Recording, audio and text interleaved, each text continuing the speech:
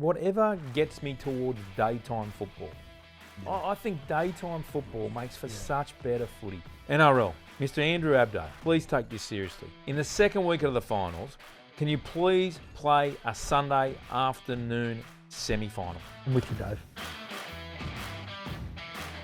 Welcome to the Code NRL Show. I'm Dave Riccio. With me is Brent Reid. It's a very cosy set today, Reid, man. A fireplace, Dave. We do need a fireplace. Some marshmallows or something. Marshmallows. Because, look, it's just the two of us, the workers. Always here, mate. We Always here. Reid, man, let's rip straight into it. Bunnies, Roosters, the great rivalry. Mate. Final round of the season. Yeah. They tell us Souths have nothing to play for. Then they run out against the Roosters. You know exactly they've got something to play for. Mate, they can end the Roosters season potentially, Dave, and they would love nothing more than to do that. Given there's not a lot at stake for them, they can't play finals footy. But you know, the build up to this game's been look, it's always acrimonious, but this time around it's got a little bit of something different to it. Obviously, with the Brandon Smith factor, it's going to be explosive, Dave. You reckon? I reckon we're going to see some drama here, which the Roosters don't want. Potentially in the finals. The last thing they need is drama. Blokes getting suspended, blokes getting put on report. They don't need that. So this is interesting because you actually raised that very point last weekend at the Trent Robinson press conference post-match against the Melbourne Storm. I think you planted that seed then. That Brandon? No, more so that the Roosters players need to keep their cool if they're to continue to play next week. Well, they played so well in Melbourne, Dave, didn't they? In the second half down there, and I think people, when you look at the way they played in the second half down there, look, I don't think they can do any damage. I don't think they can win the comp. But when you look at the way they played in the second half down there, they can do some damage when they get to the finals. But they've got to get there, so they've got to keep their heads on Friday night. Why can't they? Why can't they win the comp with that roster and with that second half? Oh, this is your bugbear, well, isn't it? It is my bugbear. It is my bugbear. And true Roosters fans, you know it. You know that is a talented outfit and that they should have been performing a lot better, and rightfully so. They should be in the finals with that amount of talent and rep experience. It's not about the talent. The Dalian Player of the Year at fullback. I acknowledge they're a talented team, but I think they've been too inconsistent this year. You can't just turn it on come the finals. When you're playing the elite sides in the comp, you can't just flick a switch and become consistent. Well, yeah. I would argue that they're showing signs that they've already flicked that switch. Well, they won the second half 40-0 against Melbourne Storm. Never a been week done or two before. ago, was it last week they lost? I mean, they've been a bit up and down for me. I know they've been a bit better second half of the season. Obviously, Sammy Walker will come back this week, and they were unbelievable second half against Melbourne. I mean, let me say this: I watched Bellyache's coach's box, and mate, he was astonished by the second half. Yeah. They were fantastic, but it's just so. Look, it would not surprise me, Dave, if South beat them. Yeah. Because they haven't convinced me, the Roosters. Let me say this. If the Dolphins manage to elevate themselves into the top 8 over the top of the Roosters, that is embarrassing for the Sydney Roosters. Are you with me? Are you comparing the side? Are you saying based on the talent level and the squads? Absolutely. Look at the injury carnage the Dolphins have gone through. Yeah. Carnage. Yeah. Well, today I would say to you, that's probably a fair point but the Roosters have had half a year without Sam Walker. I get it. And as I said, they've been better in the second half of the year than the first. But they just got to win. Look, their only priority has got to be beating South. Yeah. They can't think about the feuds, and they can't think about the Brandon Smith drama, and they can't think about anything other. They can't even think about finals. Yeah. They just got to think about turning up, playing well. I think what do they say, Dave? Stick to the process. Yeah, process. Yep. I think they win. I really do. I think I think they win because they should win. Yeah. Given the amount of talent that they do. I'm not 100% there. Oh. Well, I think the Bunnies haven't been too bad. South's have been good. Yeah. Cody Walker's been sensational. Latrell won't play. Cam Murray's an interesting one, but I just Jack Whiten's back. I think South can beat them. Yeah, right. Because I think, as we've spoken about, they've been thinking about this game, setting themselves up for this game, getting ready for this game for weeks now. Yep. They've been eyeing it off because they've had nothing else to play for. What they've had to play for is this game, being ready for this game and beating the Roosters and knocking them out of the finals. You mentioned Craig Bellamy's box. You were given a front row seat. Back row seat. Or back row. Actually, I didn't have a seat. I stood up. Oh, no seat. No seat. No, I stood up in the back. What's that about? Not enough seats They in the knew box. you were coming. It's not a big box, Dave. Right. No seats, and Nick Meaney and Jerome Hughes had seats. I couldn't make them get up because they were in the back of the box. So it was a bit like it was the Gus Gould, Laurie Daly situation all over again. Yeah, You went to sit down, but there was no seat. Dave. So I stood there, and I spent most of the second half just trying to hide behind Ali Katoa, who came up in the second half, because I thought I don't want Craig to see me. Things were going so ugly. Couldn't help but notice there were some like red frogs and sour straps as far as lollies are concerned. How many does Craig inhale of those? I don't actually remember him taking any. Right. I don't think anyone had any. I think that box just sat there. Maybe it was just for the decor of the box. A couple of bottles of water, a couple of computer screens. Temper the swearing. Yeah, man, it was ugly second half day. Yeah. Very ugly for Melbourne. Did you enjoy the experience? I enjoyed it.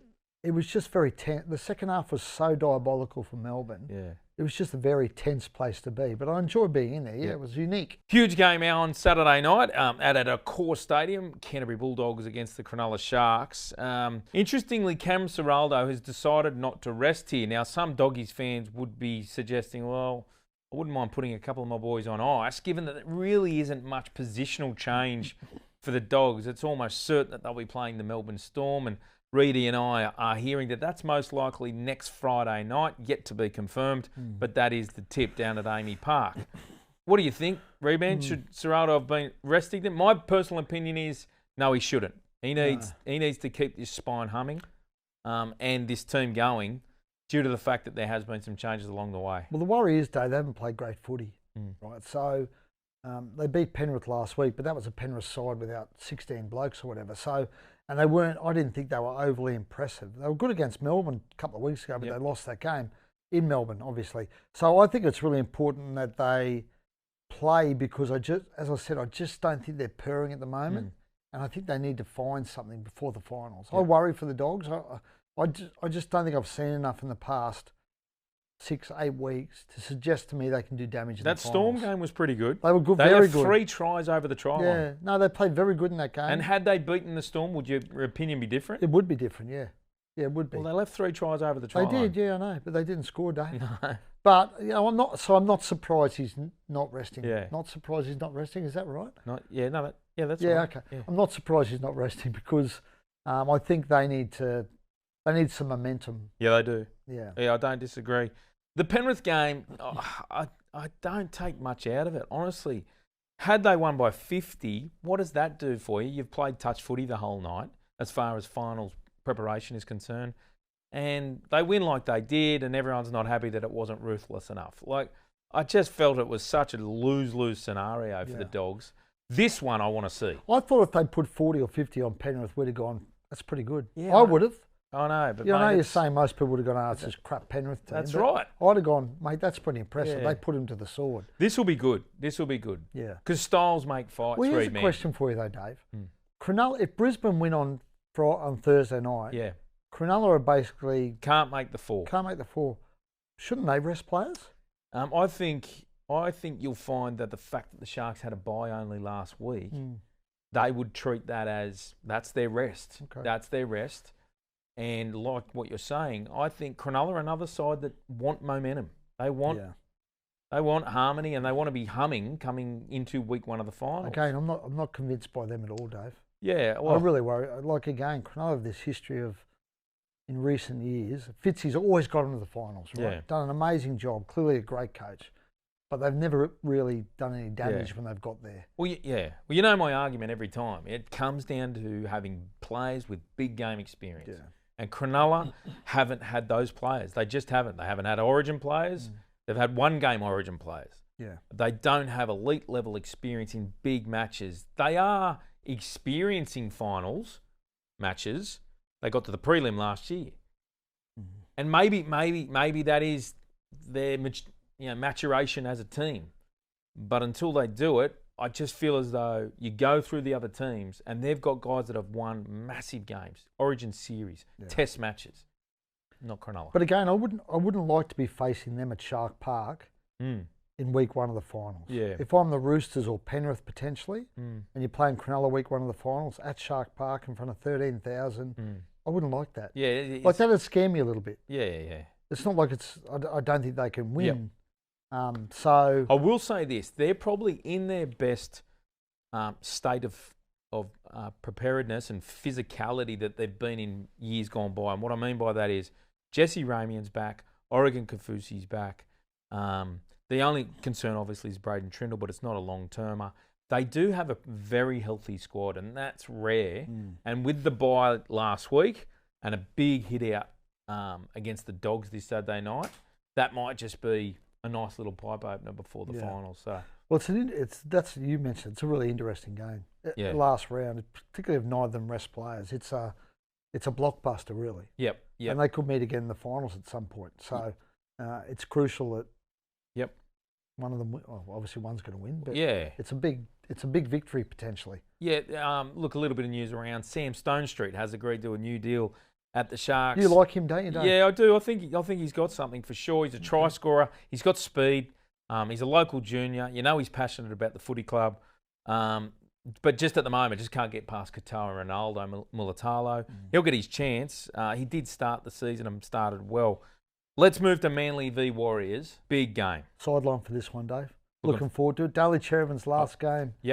At Brookie as a Manly, or 4 Pines Park as a Manly player. Warriors, again, they're one of those sides, they're limping to the finish line, the Warriors. Limping.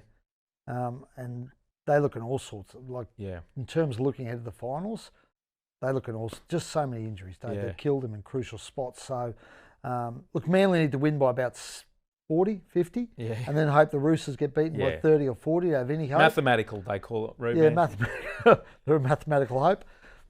I've got to say, Dave, they are, and I hope the Warriors aren't watching, because the Warriors are watching. Manly, at their best, can play some exhilarating football. The Warriors are struggling. I could see them putting 40 on them, Dave. Big call. And then we need South to, or they need South to come to the party. Again, but I could also see Manly losing. They're that sort of team. Yeah, look, I've got Manly winning this, and for everything you just said, I just feel as though the Warriors are just struggling for mojo at the moment. They've got stacks to play for. Tolu Kohler's a big out. Yeah, he's huge. For Manly, he's out with a knee injury. But with DCE's final game, I thought we got a taste of it a couple of weeks back for his milestone match. The crowd did get around him. The team did get around him, and they really responded with a big win over the Dolphins. And I can see a similar game, to be honest. When do you reckon they announce his Roosters move? Oh, man. Once both teams are done for the year? Yeah. Don't you? I mean, the farcical nature of it is that Sandon Smith is meeting with rival clubs. So he's been told that there's no spot for him. So we know that DC he's going. It's just ridiculous. The Warriors are an interesting one as far as what they want as far as a home final is concerned, Reed Man. And we know that they are a genuine chance of being 5th or 6th. And the All Blacks play on Saturday night next week over in New Zealand, and it's the Warriors' priority to play either the first Saturday slot or Sunday afternoon. To avoid a clash with the All Blacks. Yeah. Well, that makes sense. Have you spoken to the NRL about it? I spoke to him yesterday, Dave. I mean, they're aware of that, obviously. I mean, they've got a lot of balls in there at the moment with the scheduling because, the Canberra issue is pretty significant. Canberra want to play Sunday. The NRL would prefer they play Saturday, I think. They're saying, well, we're minor premiers. We should get the choice. It's also on the basis that they play this Sunday and they want the longest possible turnaround. So the NRL's got a lot of issues to work out. And that's just the All Blacks is one of them. The Canberra issue is one of them. As you said, I think Melbourne Dogs will be Friday night, we imagine. But again, there's an issue there because it could be an AFL final literally across the road from Amy Park at the MCG. So there's a lot going on. There's a little whisper around, Dave, actually. And I've tried to get this firmed up yesterday. So please, this is only a whisper. That the second week of the finals, they normally play Friday, Saturday. They might move to Saturday, or they're weighing up potentially. They'd have to run it by the broadcasters, moving to Saturday, Sunday. Wow. Yeah. What's the basis or thoughts behind that? I can't remember. There was a reason for it, though. Yeah. I think it's to do with 7 turnarounds, and if Canberra played, if the team that Canberra play on Sunday, who they play? They play one of those teams in the battle for 4th. If they played Sunday, then you want to give the... You know what? Whatever gets me towards daytime football, Yeah. I think daytime football makes for such better footy. Yeah. And I get it. You know, It's world about ratings, Dave. World sport has moved to nighttime sport It's about money, baby. because of the TV broadcasters and the advertising ability and the commercial rates you get at nighttime. Yeah. And for my same argument that we should have an afternoon grand final, I love daytime footy and a Sunday afternoon. Imagine a Sunday arvo final. So would that be a prelim? No, it would be a That'd qualifying final. Yeah. Qualifying final at Allianz Stadium. Yeah. 40-odd thousand under bright blue skies. Yep. How good. Dry track, great footy. Well, it might be at Suncorp though. That's the other thing. Well, Suncorp, If Brisbane finish fourth, don't and mind lose, that either. maybe it's at Suncorp. It's even better. Yeah. Imagine Caxton Street, Redman. Can You we should go launch there? an appeal. Can you launch an appeal to the NRL? NRL, Mr. Andrew Abdo, please take this seriously. In the second week of the finals, can you please play a Sunday afternoon semi-final? Brilliant. It has to be done.